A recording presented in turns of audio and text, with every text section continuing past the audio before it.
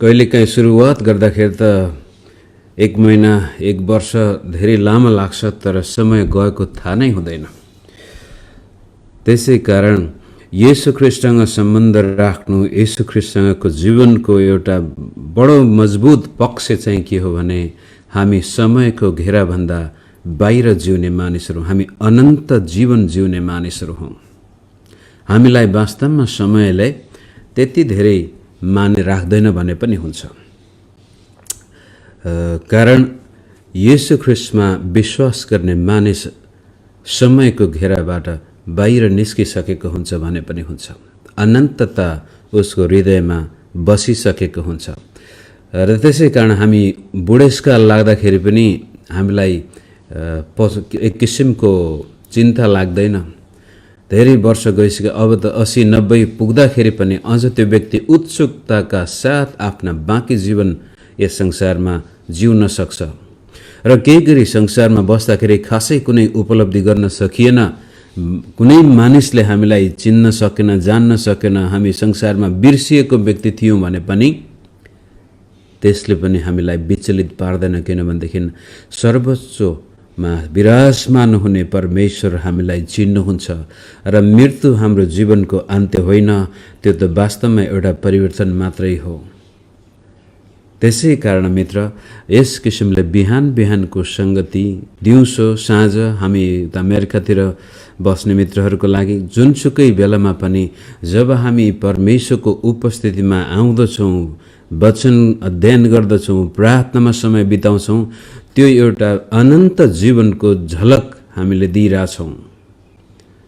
बिति जाने जीवन भएको भए त जति जति वर्षहरू बढ्दै जान्छन् त्यति त्यति हामी एक अर्थहीन जीवनतिर दौडिरहेको जस्तो हुनसक्छ। तर ख्रीष्ट येशूमा विश्वास गर्ने मानिसको निम्ति समयले खासै माने राख्दैन। त्यति भन्दैमा यो बाइबलले दिएको 70-80 वर्ष जो हाम्रो हातमा छ, यसै पृथ्वीमा बस्दाखेरि पनि रहर लाग्दो किसिमले ख्रीष्ट येशूको महिमाले भरिएको, ख्रीष्ट येशूको उपस्थितिले भरिएको परमेश्वरले दिने जीवन हामी जिउन सक्छौँ। तर त्यो जीवन जिउनको लागि हाम्रो सुरुवात कस्तो छ त्यसले असर गर्दछ। त्यसै कारण लुकाको सुसमाचारमा हामीले क्रिस्चियन जीवनको झलक देखिरहेछौँ।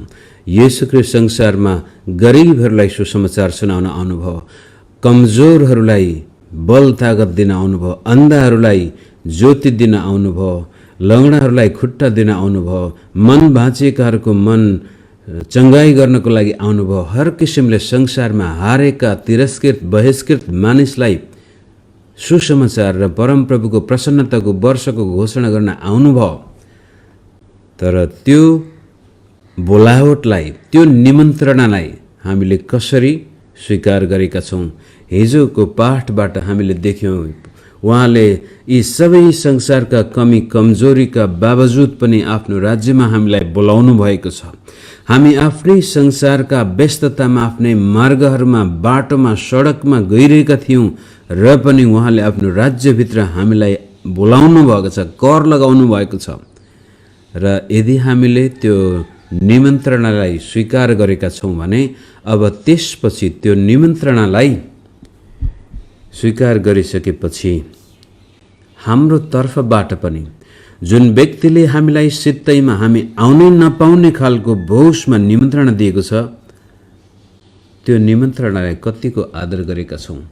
त्यसैलाई ध्यानमा राखेर आज मैले शीर्षक दिएको छु लुका 14:25-35सम्म, सर्वस्व त्याग्न नसक्ने व्यक्ति ख्रीष्ट येशूको चेला बन्न सक्दैन। येशू प्रभुले कुनै त्यहाँनिर मिडल ग्राउन्ड राख्नु भएको छैन। यो चुनौती दिँदाखेरि ती निमन्त्रणा पाएका व्यक्तिहरूलाई अब कुनै किसिमको तेस्रो वैकल्पिक बाटो छैन, कि त येशू कि यो संसार, कि येशू कि उनीहरूको खेतबारी, कि येशू कि उनीहरूको गोरु, कि येशू कि उनीहरूको संसारका सम्बन्धहरू। दुईतिरै त्यो व्यक्ति जिउन सक्दैन। त्यसलाई अगाडि लैजान आउनुहोस् हामी 25 पदबाट पढौँ। मानिसहरूको ठुलो भिड उहाँको साथ जाँदै थियो र उहाँले फर्केर तिनीलाई भन्नुभयो, यदि कोही म कहाँ आउँछ र आफ्ना बुवा आमा पत्नी छोराछोरीहरू र दाजुभाइ दिदीबहिनीहरूलाई र आफ्नै प्राणलाई समेत तुच्छ ठान्दैन भने त्यो मेरो चेला हुन सक्दैन। यसमा कुनै अर्को विकल्प छैन। प्रभु येशूले उहाँको पछि लाग्नेहरूलाई यो गजबको चुनौती दिनुभएको छ र यो चुनौती जब हाम्रो सामनेमा खडा हुन्छ त्यति बेलामा हामीले यसको सामना गर्न सकेनौँ अथवा यसको कसरी सामना गर्दछौँ त्यसले हाम्रो क्रिस्चियन चरित्र निर्माण गर्दछ। त्यसपछि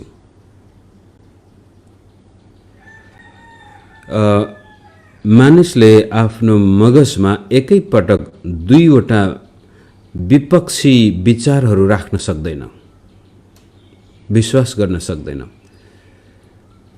कुनै एउटा चिज वस्तुको रङ भन यो कालो पनि हो यो सेतो पनि हो भन्दाखेरि कि त उसले कालो मात्रै सोच्न सक्छ कि सेतो मात्रै। दुवै प्रकारका ती अपोजिङ ट्रुथ के भन्छ फ्याक्टर मगजमा हामी राख्न पनि सक्दैनौँ। एकैपटक कुनै व्यक्तिलाई घृणा पनि प्रेम पनि हामी गर्न सक्दैनौँ। हाम्रो त्यो मगजको क्षमता नै छैन एकैपटक विभिन्न प्रकारका कुराहरू त्यहाँ राख्न सक्ने। पहिला कि प्रेमको बारेमा सोच्छौँ त्यसपछि घृणाको बारेमा सोच्न सक्छौँ। र विश्वासको कुरो पनि त्यस्तै आउँदछ कि एकैपटक हामी येशूलाई पनि अरू चिज वस्तुलाई पनि विश्वास गर्न सक्दैनौँ। र यहाँनिर प्रभु येशूले उहाँको पछि लाग्नेहरूलाई यो चुनौती दिँदै हुनुहुन्छ कि तिमीहरू साँच्चै मलाई विश्वास गर्न चाहन्छौ या मलाई एक कुनै प्रकारको विकल्पको हिसाबले छान्न चाहन्छौ। त्यति बेलाका यहुदीहरूलाई पनि उहाँले यो स्पष्टसँग भन्दै हुनुहुन्छ कि त मलाई विश्वास गर कि मलाई इन्कार गर, बीचमा चाहिँ नराख मलाई।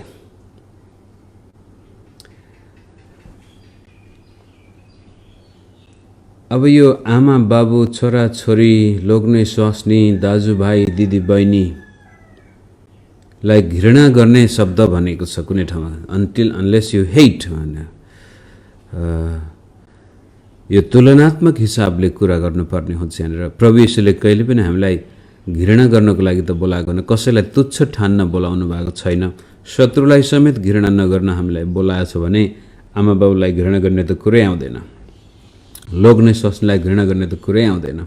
तर यो जब येशू ख्रीष्टसँग हामीले यी सम्बन्धहरूलाई तुलना गर्नुपर्छ त्यति बेलामा ख्रीष्टको अनुपातमा हामी संसारका सम्बन्धलाई कसरी हेर्छौँ।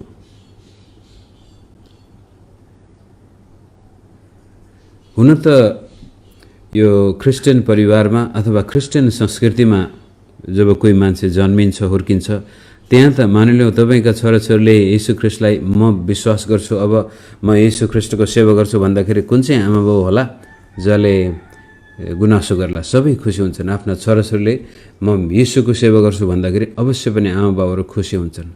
तर त्यति बेलामा यो यहुदी समाजमा र त्यसपछि बिस्तारै बिस्तारै आज हाम्रो समाजमा पनि येशू ख्रीष्टलाई विश्वास गर्नु कतिपटक आमा बाउसँग सम्बन्ध तोड्नु पर्ने अवस्था पनि आएको छ, आइरहेछ। सबैको जीवनमा होइन, तर कुनै कुनै व्यक्तिको जीवनमा त्यो अवस्था आउँछ।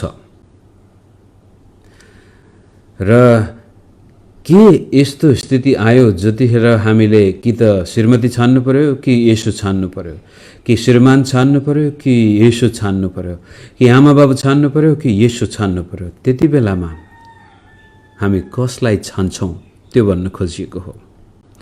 अन्तिम निष्कर्षमा हाम्रो जीवनमा को महत्त्वपूर्ण छ, येशू या संसारका सम्बन्धहरू? अब एउटा यसको विडम्बना अथवा अनौठो पक्ष के छ भनेदेखि जब कोही व्यक्ति येशू ख्रीष्टलाई छान्दछ भनेदेखि त्यसपछि त्यो व्यक्ति वास्तवमै संसारका सम्पूर्ण सम्बन्धहरूमा सफल व्यक्ति बन्न पनि सक्छ। एउटा व्यक्ति जब ख्रीष्टलाई आफ्नो जीवन समर्पित गर्दछ ऊ एउटा असल श्रीमान बन्छ, असल श्रीमती बन्दछ, छोराछोरी बन्छन्, असल आमा बाबु दाजुभाइ पनि बन्न जान्छन्। त्यहाँ दुश्मनी झैझगडा कलह बेमेल हटेर जान्छ, सिद्धिएर जान्छ। उत्तम मानव त्यो व्यक्ति बनेको कारण संसारका सम्बन्धहरूमा पनि एकदमै सफल व्यक्ति त्यो बन्न सक्छ र हुन्छ पनि। तर सुरुवातमै जब यस्तो स्थिति आउँदछ जतिखेर तपाईँ र मैले संसारका सम्बन्धहरू छान्ने या येशूलाई छान्ने, माथिको खण्डमा एकजना व्यक्तिले भन्छ मैले त भर्खरै विवाह गरेको छु त्यसकारण म तपाईँको भोजमा आउन सक्दिनँ। सम्बन्ध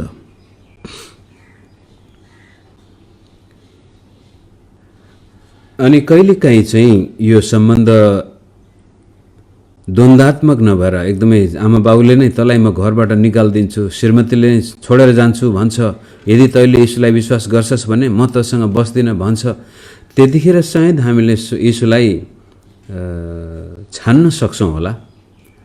तर कहिलेकाहीँ जब सम्बन्धहरू साह्रै राम्रा हुन्छन्, ठिकै छ यीशुलाई पनि विश्वास गरिरहेछ, यता संसारको सम्बन्धमा पनि कुनै प्रकारको तनाव छैन भने कहिलेकाहीँ सुखको समयमा हामी ख्रीष्ट येशूलाई दोस्रो स्थान पनि दिन पुग्छौँ।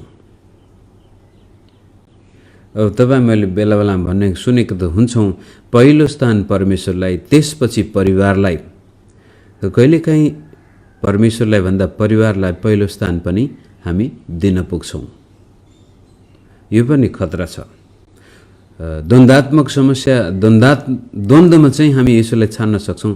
तर जब सबै कुराहरू ठिक छ, सम्पूर्ण परिवारको सदस्यमा केही छैन, समस्या छैन भने कहिलेकाहीँ त्यो पनि कहिलेकाहीँ श्रीमानलाई येशूभन्दा महत्त्वपूर्ण स्थानमा राखेको, श्रीमतीलाई येशू ख्रीष्टभन्दा महत्त्वपूर्ण स्थानमा राखेको, आमा बाउ छोराछोरीलाई पनि येशू ख्रीष्टभन्दा महत्त्वपूर्ण स्थानमा पनि राख्ने खतरा पनि त्यहाँ छ। त्यसै कारण यी हरेक सुखमा होस् या दुःखको स्थितिमा येशू ख्रीष्ट हाम्रो जीवनमा कस्तो खालको माने राख्नुहुन्छ? के उहाँ सर्वस्व हुनुहुन्छ त? सबै कुराहरू सबै सम्बन्धभन्दा उच्च हुनुहुन्छ त? जबसम्म हामी यो प्रश्नको ठोकेर जवाब दिन सक्दैन, हो म ख्रीष्ट येशूको लागि सबै सम्बन्धहरू पन्छाउन तयार छु भन्न सक्दैन, तबसम्म त्यो व्यक्ति ख्रीष्ट येशूको सच्चा चेला भएको ठानिँदैन। यहाँसम्म कि प्रभुले भन्छ आफ्नो प्राणलाई नै तुच्छ ठान्दैन, आफ्नो प्राणलाई त्याग्न सक्दैन भने त्यो व्यक्ति अब यो प्राणलाई त्याग्न आफैलाई सेल्फ डिनायल, आफ्नो स्वार्थ, स्वइच्छा, अहङ्कार यहाँनिर आउँदछन्। आफैलाई हामी येशूको सामनेमा गएर सेलाइदिन सक्छौँ त? अर्पण गरिदिन सक्छौँ त? ख्रीष्ट येशूको लागि मेरो जीवनका सारा सपनाहरू पनि म विधिमा अर्पण गर्न सक्छु त? मेरा मनका भावनाहरू, चाहनाहरू, विचारहरू, लक्ष्य, उद्देश्य सबै कुराहरू येशूको निम्ति बलिदान स्वरूप चढाउन सक्छु? या मेरो आफ्नै सपना, आफ्नै दर्शन, आफ्नै विचारको लागि म ख्रीष्ट येशूको अथवा क्रिस्चियनको खोल चाहिँ ओढेको छु, तर मनका इच्छा चाहिँ आफ्नै गरिरहेछु म। कहिलेकाहीँ अब जवान अवस्थामा मलाई पनि त्यो अनुभव छ। येशू ख्रीष्टको बोलावट आयो अनि यो सेल्फ डिनायलको कुरो गर्दैछु म। आफैलाई, आफ्नो प्राणलाई तुच्छ ठान्नु भनेको मतलब आफैलाई म त कामको छैन, म त कुनै कामको छैन भनेको होइन कि आफ्ना इच्छाहरू, आफ्नो मनका कुराहरू पनि ख्रीष्टलाई दिन सक्नु पर्यो। एकजना यो तान्जानिया देशको मान्छे भारतमा यो तान्जानियन एम्बेसीको एउटा कर्मचारीसँग हाम्रो भेट भयो। उहाँ राम्रो विश्वासी, उहाँ मेडिकल डक्टर हुनुहुन्थ्यो। त्यो एम्बेसीको कुनै एउटा युनिसेफको के क्षेत्रबाट उहाँ काम गर्दै हुनुहुन्थ्यो। अनि जुन चर्चमा हामी जान्थ्यौँ त्यहाँ उहाँ आउनुहुन्थ्यो। उमेरमा पनि पाएको थिए अनि हिन्दी अलि नआउने, हिन्दीबाट अङ्ग्रेजीबाट हिन्दीमा अथवा अलिअलि सहायता गर्नको लागि एकपटक मलाई मौका मिलेको थियो र पछि उहाँले मलाई धेरै कुराहरू सोध्नुभयो, गवाही दिए अनि एकदमै आकर्षित हुनुभयो मैले ख्रीष्टलाई विश्वास गरेको देख्दाखेरि। अनि त्यतिखेर उनीहरूले बाबु, माई सन, म तिमीलाई तान्जानिया लान चाहन्छु र तान्जानियाबाट म तिमीलाई इङ्ल्यान्ड पठाउन चाहन्छु। तिमी जसरी हुन्छ नेपाल गएर अब पासपोर्ट बनाएर आऊ र म तान्जानियन एम्बेसीमा कुरा गर्छु। नेपालमा धार्मिक सतावट त्यति बेला यो 86 87 कि 88 87 को कुरो हो क्या हो। म तिमीलाई तान्जानिया लान्छु र त्यसपछि त्यहाँबाट म तिमीलाई इङ्ल्यान्ड पठाइदिन्छु, तिम्रो भविष्य धेरै राम्रो हुन्छ त्यहाँ। मलाई पनि खुसी लाग्यो। हो अब कहाँ जाने भइरहेको थिएँ।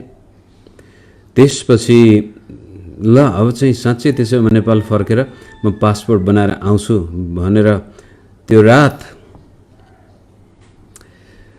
प्रार्थना गर्न थालेँ।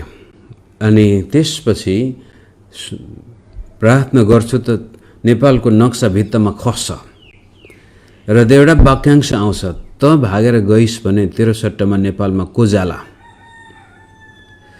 धेरै सङ्घर्ष गरे त्यस्तो कुरो नआओस् भनेर राति सुत्दाखेरि पनि सपनामा त्यस्तै प्रकारको नक्सा भित्तामा खस्छ, त भागेर गइस् भने तेरो सट्टामा नेपालमा कसले सेवा गर्ला। त्यसपछि बिहान उठेर मैले भने, उहाँको नाम आइभन अथादाई थियो। सर माफ गर्नुहोस्, मलाई त हिजो राति निन्द्रै लागेन, शान्ति नै भएन।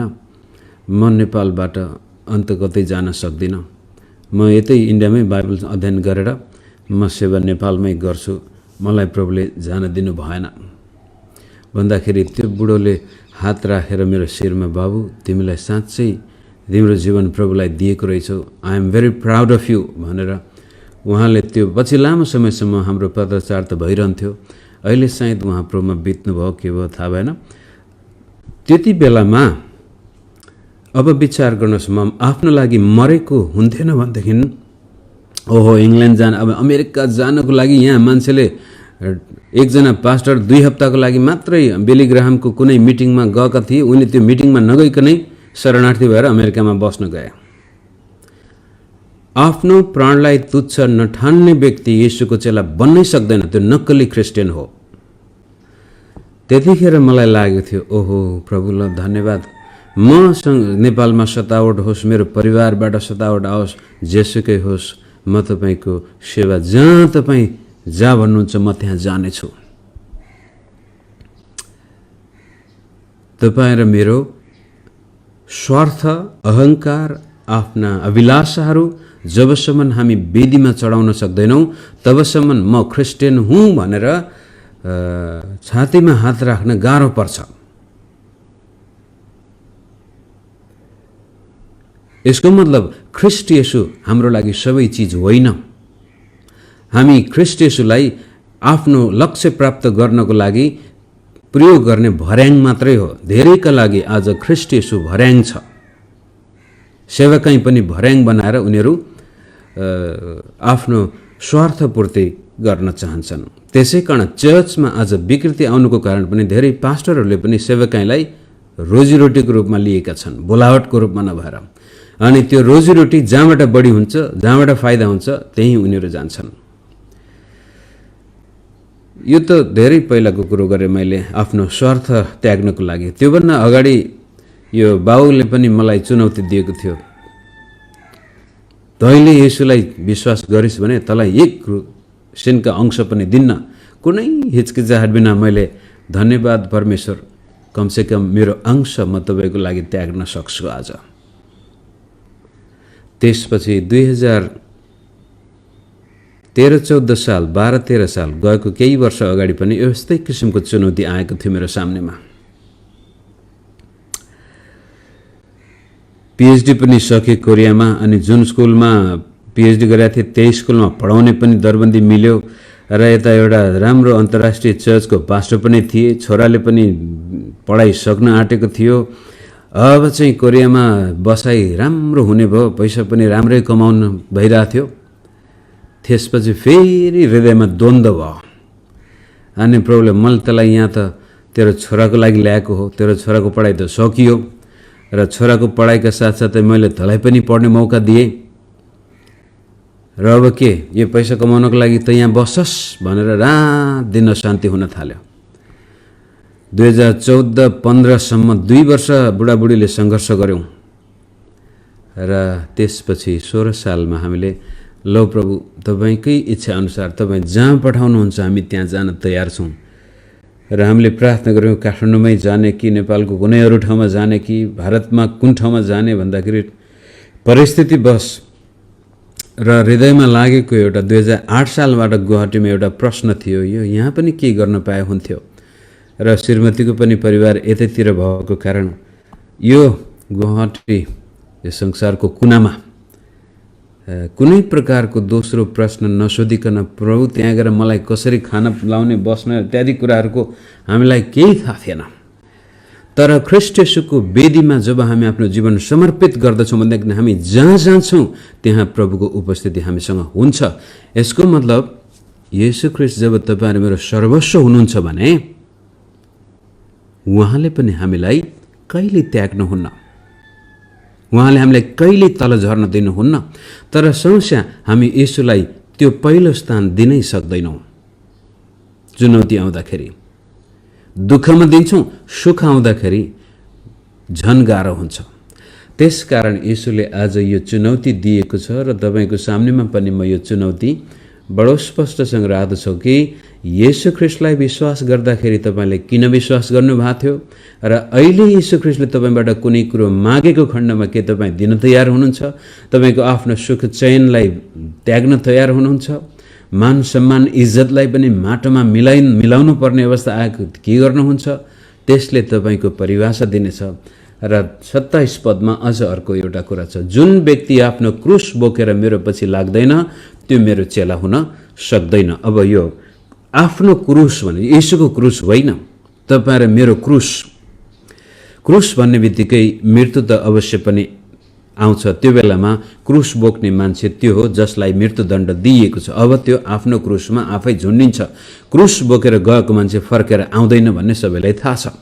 र यी यहुदीहरूले जब यो सुन्दाखेरि उनीहरूको आङ श्रिङ भएको, यस्तो खालको व्यक्तिको चेला त को बन्न सक्छ त? अब यस्तो डिमान्ड राख्ने व्यक्ति यो को हो? साधारण मानिसले यस्तो खालको डिमान्ड राख्न सक्दैन। त्यसकारण येशू परमेश्वर नै हुनुभएको कारण मानिसलाई त्यस्तो प्रकार आफ्नो प्राणको बलिदान माग्दै हुनुहुन्छ यहाँनिर। त्यसपछि क्रुस भन्ने बित्तिकै तपाईँ र मेरो जीवनका दुःख कष्टहरू पनि आउँछन् मित्रहरू। यदि कुनै व्यक्तिको जीवनमा आज दुःख कष्ट छ, विवाह टुक्रिएर गएको छ, कुनै प्रकारको निको नहुने रोगले तपाईलाई ग्रसित बनाएको छ, मानिलिनु तपाईको जन्मसिद्धै छोराहरू अपाङ्ग भएर जन्मे, छोराछोरी अपाङ्ग भएर जन्मे अनि तपाईले तिनीहरूलाई पाल्नु परेको छ, कुनै पनि प्रकारको दुःखको घडीमा तपाईँ हुनुहुन्छ भने त्यति बेलामा तपाईले कस्तो प्रकारको सम्बन्ध राख्दै हुनुहुन्छ ख्रीष्ट येशूलाई? प्रभु यो दुःखको भारी बोक्नु परे पनि म तपाईमा निर्धक्क भएर म तपाईको चेला बन्न चाहन्छु भन्ने आत्मा छ? या म किन होला, मेरो जीवनमा मात्रै किन यस्तो, अरूको जीवनमा किन यस्तो नभएको, मलाई मात्रै परमेश्वरले किन यस्तो गर्नुभयो? दुःख क्रुस बोक्दाखेरि पनि सर्वस्व येशू हुनुहुन्छ या अझै पनि तपाईँ गुनासो गर्दै हुनुहुन्छ?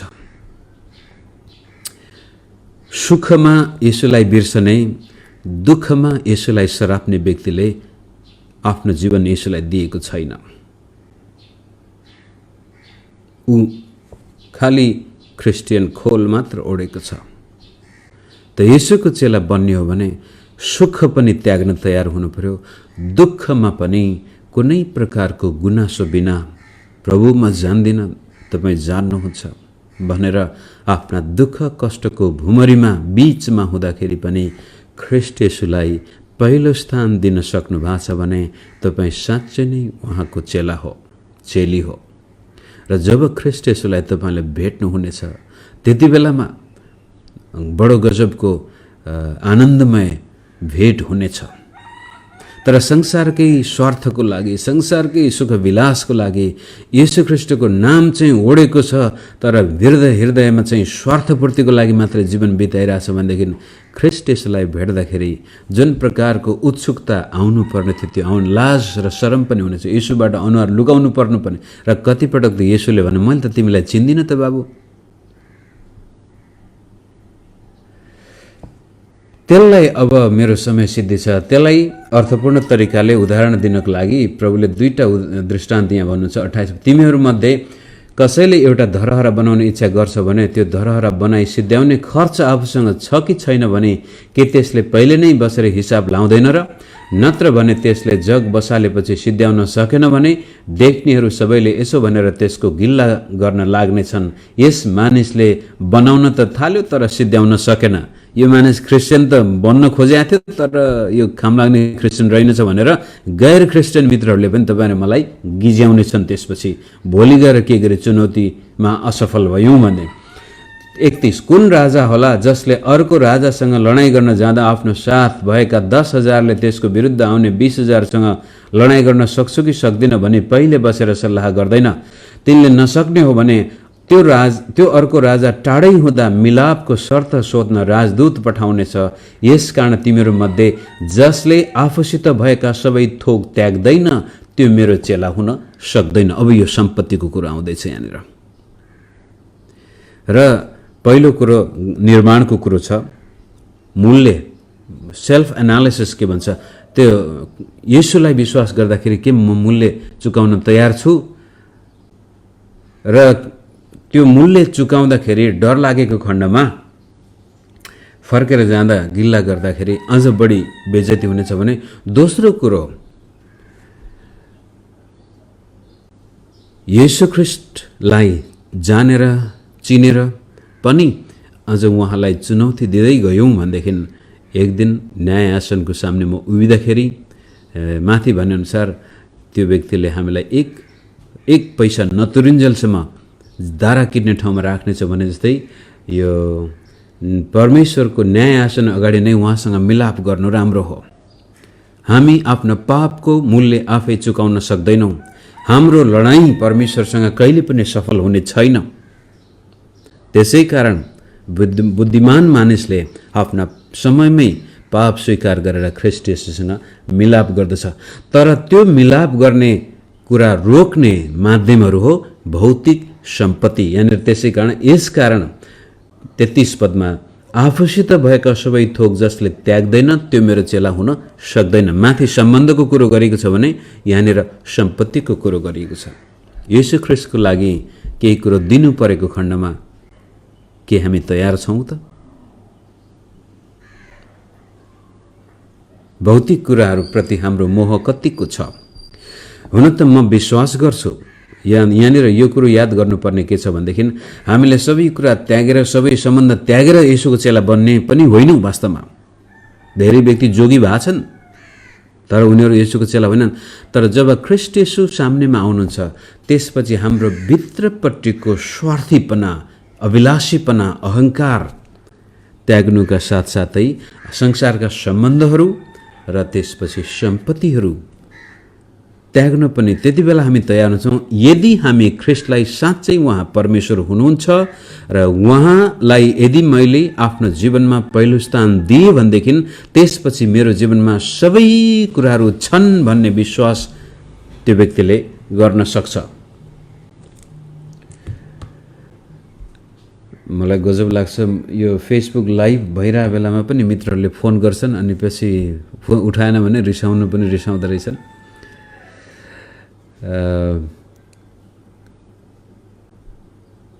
ख्रीष्ट येशूलाई यो पहिलो स्थान दिनुको मतलब मर्कुस 10 अध्यायमा फेरि हामी त्यो हेर्न सक्छौँ। येशू प्रभुले भन्नुभएको छ, मेरो खातिर कसैले आमा बाबु दाजुभाइ दिदी बहिनी छोराछोरी र श्री सम्पत्ति जग्गा जमिन त्याग्छ भने 10:29-30मा त्यसले 100 गुणा प्राप्त गर्नेछ। यसै संसारमा सतावट पनि आउनेछ त्यसको जीवनमा र पछि अनन्त जीवन त उसको छँदैछ। त्यसले के देखाउँछ भनेदेखि जसले येशूलाई साँच्चै परमेश्वर हो भने स्वीकार गर्दछ, चिन्दछ, त्यसपछि उसले सम्बन्धहरूबाट हात धुन पनि हिचकिचाउँदैन, किनभनेदेखि ख्रीष्ट येशूले ती सम्बन्ध पुनर्स्थापना गर्न सक्नुहुनेछ। सम्पत्तिबाट हात धुन पनि ऊ हिचकिचाउँदैन, किनभनेदेखि ख्रीष्ट येशूले त्योभन्दा अझै बढ्ता गरी आशिष दिन सक्नुहुनेछ। र आफ्नो जीवन दिन पनि ऊ हिचकिचाउँदैन, किनभनेदेखि येशू ख्रीष्ट नै पुनरुत्थान हुनुहुन्छ। अर्थात् जसले येशूलाई परमेश्वर हो भन्ने विश्वास गर्दछ, जसले येशू ख्रीष्ट संसारको त्यो मुक्तिदाता हो जो मरेको थियो र तेस्रो दिनमा जीवित भएर उठेको छ र अहिले मसँग पवित्र आत्माको जीवित सम्बन्ध छ भन्ने कुरा विश्वास गर्ने व्यक्तिले मात्रै संसारका सम्बन्धहरू र सम्पत्तिबाट हात धुन सक्छ। तर कसैले संसारका सम्बन्ध र सम्पत्तिबाट हात धुन सक्दैन भने त्यसले येशू परमेश्वर हो भनेर विश्वास गरेको हुँदैन। यहाँनिर फरक पर्दछ। र अन्तिममा 34-35 पद पढेर म बन्द गर्छु आज। नुन असल हो तर नुन अलिनो कस्तो अप्ठ्यारो भइरहेछ। नुन असल हो तर नुन अलिनो भयो भने केले त्यो नुनिलो हुने? त्यो त न जमिनको निम्ति न खादको निम्ति काम लाग्ने हुन्छ। मानिसहरूले त्यसलाई मिल्काइदिन्छन्। जसको सुन्ने कान छ त्यसले सुनोस्। अब यो नुन तपाईँ र म हामी संसारका नुन, हामी संसारको ज्योति हुनुपर्ने हो र नुन जब त्यसको नुनिलोपन जान्छ भने मानिसले समेत त्यसलाई मिल्काइदिन्छन् भने परमेश्वरका पुत्र येशू ख्रीष्टसँग सम्बन्ध राख्दाखेरि त्यो दोमनको व्यक्ति सम्पत्ति र सम्बन्ध र आफ्नो स्वार्थको लागि येशूलाई दोस्रो स्थानमा राख्ने व्यक्ति ख्रीष्ट येशूको राज्यमा काम लाग्ने छैन। र क्रिस्चियन विश्वासीको पनि क्रिस्चियनपन जब निस्केर जान्छ त्यो खासै काम लाग्ने व्यक्ति बन्दैन, न त यो संसारको लागि न परमेश्वरको राज्यको लागि। यस किसिमले यो आज मेरो चुनौती यहाँ सबैसँग जो फेसबुकबाट सुन्दैछौँ, जो युट्युबमा पनि सुन्नेछौँ, यदि तपाईँ र मैले ख्रीष्ट येशूलाई विश्वास गरेका छौँ भने हामी साँच्चै विश्वास गरौँ, होइन भनेदेखि हामीले आफैलाई धोका मात्र दिएका हौँ। यदि तपाईँ सम्बन्धहरूलाई बढी स्थान दिँदै हुनुहुन्छ, सम्पत्तिलाई बढी स्थान दिँदै हुनुहुन्छ, आफ्नो स्वार्थलाई बढी स्थान दिँदै हुनुहुन्छ भनेदेखि तपाईँले ख्रीष्ट येशूको त्यो ईश्वरत्वलाई इन्कार गर्दै हुनुहुन्छ र भन्दै हुनुहुन्छ येशू एउटा साधारण व्यक्ति हो, उहाँका शिक्षाहरू त राम्रा छन्, राम्रो मन पनि पर्छ, तर मलाई मुख्य कुरो संसारकै सम्पत्ति आर्जन गर्नु छ, संसारमा सम्बन्धहरू कायम राख्नु छ र आफ्नो स्वार्थपूर्ति गर्नु छ, आफ्नो महत्त्वाकांक्षा पूरा गर्नु छ। म जसरी हुन्छ विदेशमा जानु छ, पैसा कमाउनु छ, घर जग्गा जमिन जोड्नु छ। यदि यो मात्र हाम्रो लक्ष्य हो भनेदेखि हामीले ख्रीष्ट येशूको बेइज्जत गर्दैछौँ क्रिस्चियन भएको कारण। मानिसको आँखामा त छारो हाल्न सकिरहेछौँ होला, तर जब ख्रीष्ट येशूको सामनेमा हामी उभिनेछौँ त्यति बेला हाम्रा हृदयका सम्पूर्ण भावनाहरू विचारहरू पनि छर्लङ्गै हुनेछन् र त्यति बेलामा हामी यो नुन बिना स्वाद बिनाको नुन जस्तै फालिनुपर्ने अवस्था पनि आउन सक्छ मित्रहरू। त्यसै कारण हामी नक्कली क्रिस्चियन नबनौँ।